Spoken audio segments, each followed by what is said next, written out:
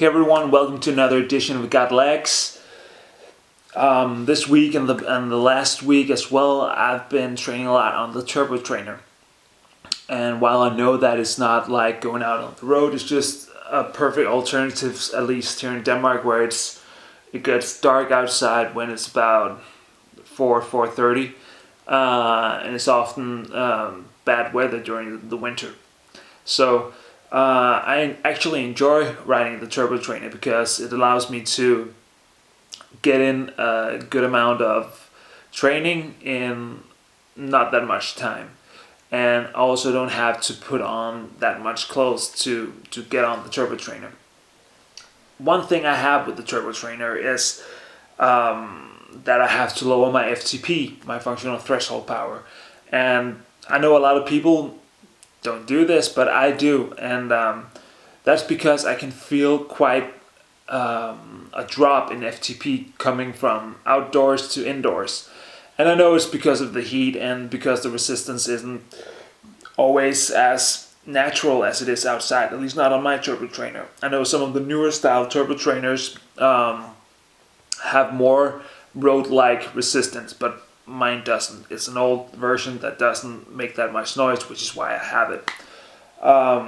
But I never like to have a lower FTP than I do have on the road outside, but it's something that I have to do. And I also have two different FTPs. I have one for my time trialing bike, and I have one for my road bike, because when I'm in the position of the time trial bike, I haven't trained that much on it that I can actually put out the same amount of power that I can on the road bike.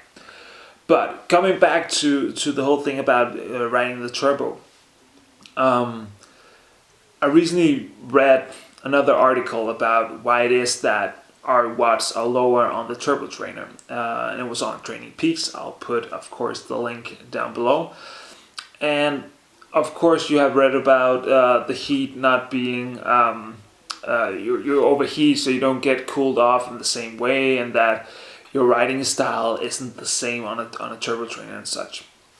But one thing that they actually embraced was the fact that you're in a locked position.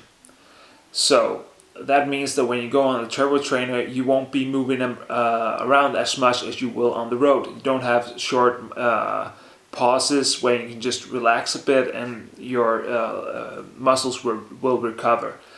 So I hadn't really thought about that. I thought about the fact that you have to pedal all the time and you don't get all these small micro breaks. And when you then try to get up to speed again, you have a short burst, which means that you're able to have a higher power output. And you don't do that on a turbo trainer. You just lock in a pace and keep that pretty steady throughout your training.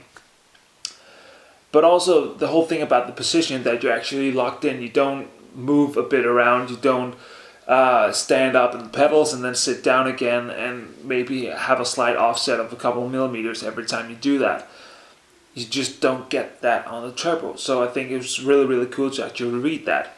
And also I read that you usually get more sore in your inner thighs because you're not utilizing those muscles when you're riding outdoors. You have a lot more force coming from your quads than you do from your inside thighs. So that's also a bit fun to consider.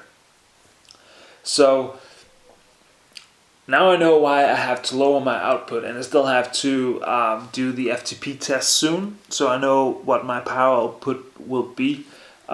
Just haven't gotten around to do so just yet. But until the next time, bye. If you'd like more content like this, click up here to see other videos related to this. And if you'd just like to subscribe, press down here. Bye.